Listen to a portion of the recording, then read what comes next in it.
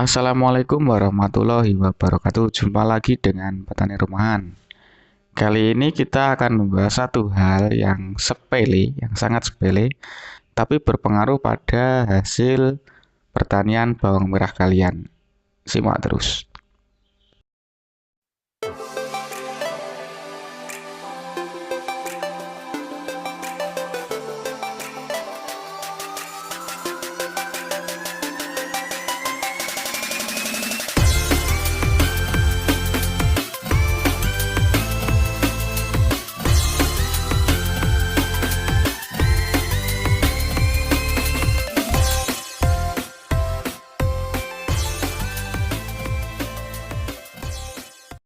Siapa sih yang berbudidaya bawang merah itu tidak ingin hasil dari budidaya mereka itu sangat maksimal?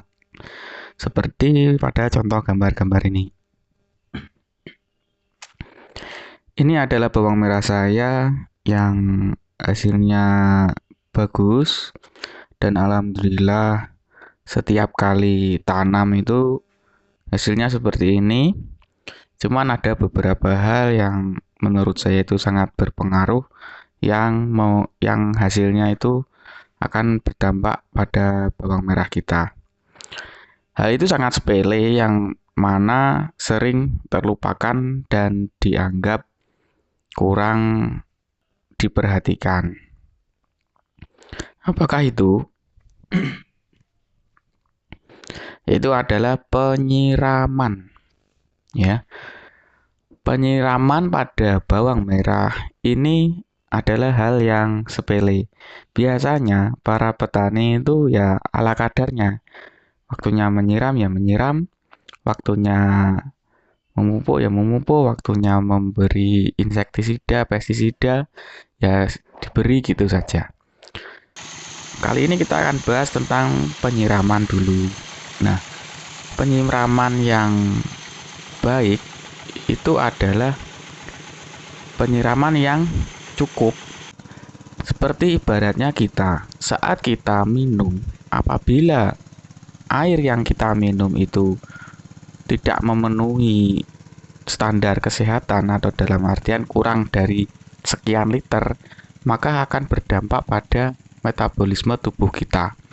Begitu juga dengan bawang merah ini. Saat kalian melakukan penyiraman, apabila air yang kalian siram itu banyak yang mengalir, dalam artian turun lagi mengalir ke saluran air yang di bawahnya ini ya. Kalau istilahnya di sini itu saluran air itu namanya got. Jadi kalau air yang disiram itu banyak yang turun atau mengalir ke got itu, nanti hasilnya juga akan mempengaruhi dari pertumbuhan bawang merah kalian.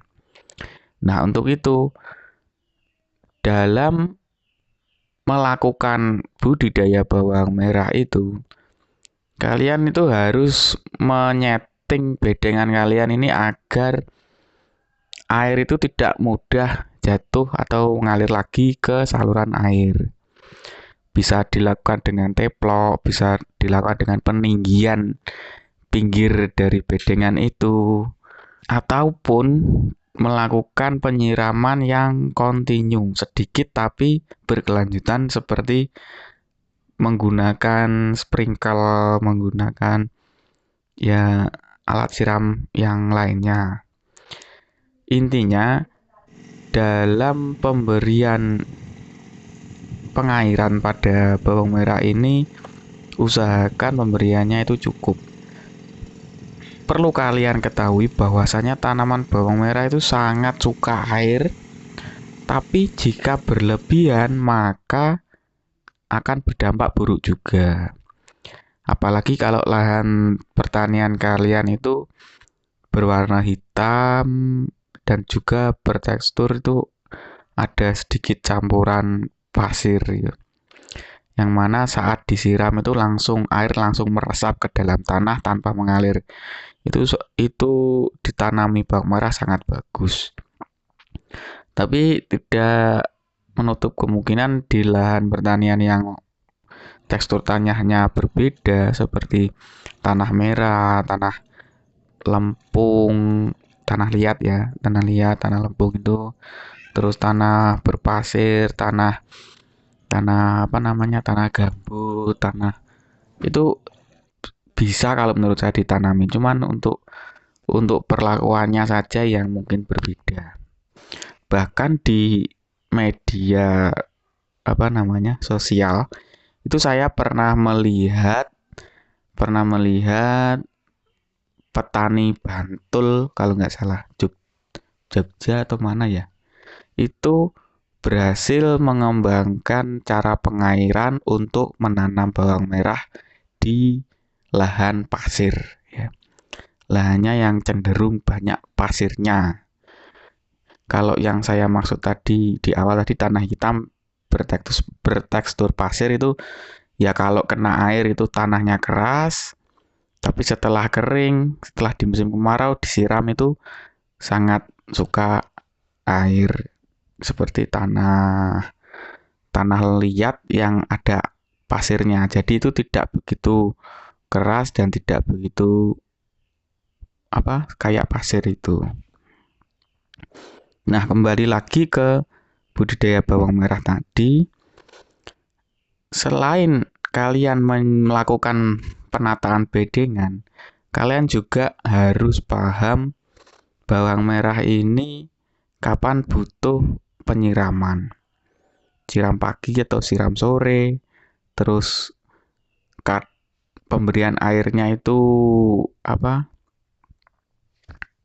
Berapa banyak itu juga harus diperhatikan.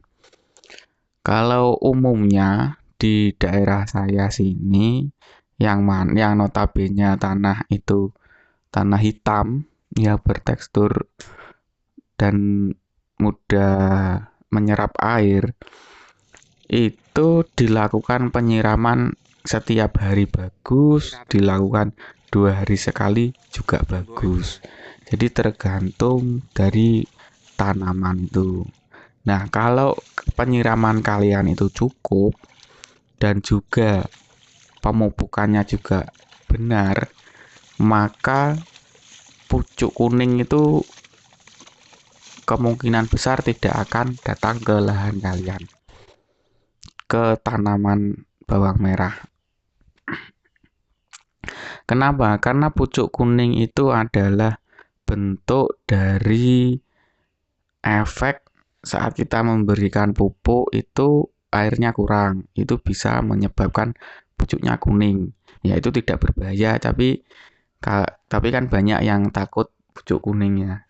Terus lagi saat air yang diberikan itu kurang, jadi kan ibaratnya metabolisme dari tanaman ini kekurangan air itu juga akan mempengaruhi sehingga daun bawang merah itu tidak bisa tumbuh panjang dan besar melompong-melompong seperti itu. Ya meskipun daun bawang merah ini tumbuh panjang, besar, melompong itu terpengaruhi oleh pemberian pupuk, tapi air di sini juga sangat berperan dalam proses penyerapan unsur hara pada akar bawang merah. Lalu kemarin itu ada yang bertanya kaitannya bagaimana jika saya menggunakan alat penyiraman tanpa siram manual itu pakai ember itu. Ya tidak apa-apa, kalian menggunakan alat penyiraman yang model bagaimanapun tidak apa-apa. Asalkan kebutuhan air pada bawang merah kalian itu dapat terpenuhi. Jadi kalian tuh harus tahu kebutuhan air pada lahan bawang merah kalian tuh seberapa. Jadi mau menggunakan pompa apung, mau menggunakan pompa dorong, mau menggunakan pompa gendong, ataupun menggunakan sprinkle atau lebledes atau pengairan lepas seperti daerah Bima dan NTT itu tidak apa-apa. Intinya semua itu tergantung pada kondisi lahan kalian, ya. Pada kondisi lahan kalian bagaimana menggunakan sistem-sistem seperti itu tadi itu bagaimana itu tergantung pada lahan kalian. Terus ada yang bertanya, saya sudah memberikan air itu maksimal sesuai kebutuhan pada bawang merah. Tapi bawang merah saya itu tetap kerdil. Bawang merah saya pertumbuhannya tidak normal. Itu bagaimana? Ya, jawabannya ya ada beberapa. Yang pertama, kita lihat dulu pada lahan bawang merah kalian. Kita lihat lahannya itu sudah diolah maksimal atau belum. Terus bawang merah ini apabila ditanam pada lahan yang istilahnya di sini itu ngapu ya, tanahnya itu ngapu di mana air itu tidak bisa meresap ke dalam, disiram itu sudah banjir, tapi pada tanah yang ditumbuhi akar itu tidak dapat air. Jadi istilahnya itu pori-pori tanah itu sudah tertutup. Nah, itu juga mempengaruhi bawang merah kalian menjadi kerdil, tumbuhnya tidak maksimal. Lalu bagaimana solusinya? Solusinya itu bisa kalian lakukan pendangiran ataupun diinjak-injak. Maksudnya diinjak itu yang diinjak tanahnya, jangan bawang merahnya. Tanahnya diinjak apabila saat kalian menginjak tanah itu masuk sangat dalam, ambles ya istilahnya.